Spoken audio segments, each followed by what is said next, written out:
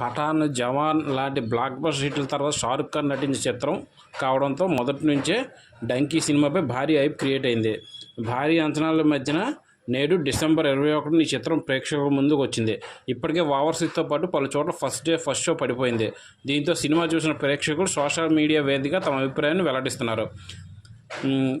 షారుఖ్ ఖాన్ ఖాతాలో hat trick hit పడిందా లేదా అనే విషయాలు ఇప్పుడు చూద్దాం. డంకీ చిత్రానికి మిక్స్డ్ రెస్పాన్స్ వచ్చింది.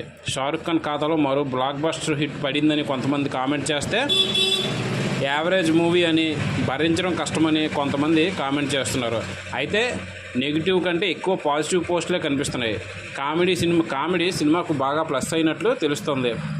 రాజ్ కుమార్ హిరానీ మరోసారి తనదైన స్క్రీన్ ప్లేతో మాయ చేశారని నెటిజన్స్ అభిప్రాయపడుతున్నారు.